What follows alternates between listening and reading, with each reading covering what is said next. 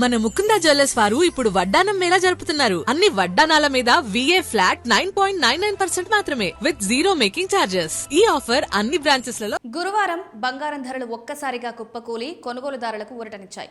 అంతర్జాతీయంగా పెరుగుతున్న రాజకీయ ఉద్రిక్తతలు, ముఖ్యంగా ఇరాన్ మధ్యప్రాచ్య పరిణామాలు, హార్ముజ్ జలసంధి అంశం ప్రభావంతో స్టాక్ మార్కెట్లలో అనిశ్చితి నెలకొనడంతో బంగారం ధరల్లో భారీ మార్పులు చోటు చేసుకున్నాయి.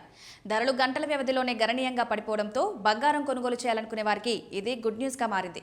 ముఖ్యంగా హైదరాబాద్ లో 10 గ్రాముల 24 క్యారెట్ల బంగారం ధర ప్రస్తుతం 1,51,480గా ఉంది.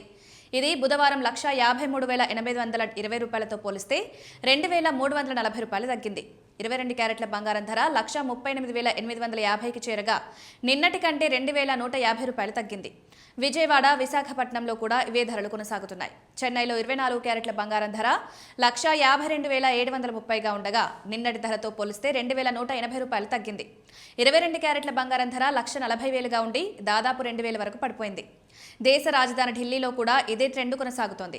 అక్కడ 24 క్యారెట్ల బంగారం ధర 1,51,630గా ఉండగా 22 క్యారెట్ల ధర 1,39,000గా ఉంది. బెంగళూరులో 24 క్యారెట్ల బంగారం ధర 1,51,480 రూపాయలు కొనసాగుతుండగా 22 క్యారెట్ల ధర 1,38,850గా ఉంది. మొత్తం మీద దేశవ్యాప్తంగా బంగారం ధరలు ఒక్కసారిగా తగ్గడంతో మార్కెట్లో పెద్ద చర్చగా మారింది.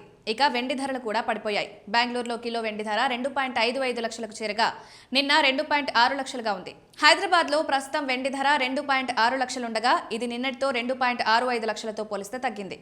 మొత్తంగా చూస్తే అంతర్జాతీయ పరిస్థితుల ప్రభావంతో బంగారం, వెండి ధరలు ఒక్కసారిగా పడిపోవడం మార్కెట్లో గణనీయ మార్పులకు దారితీసింది. ఈ ట్రెండ్ కొనసాగుతుందా లేదా అన్నది ప్రపంచ రాజకీయ పరిణామాలపై ఆధారపడి ఉండనుంది.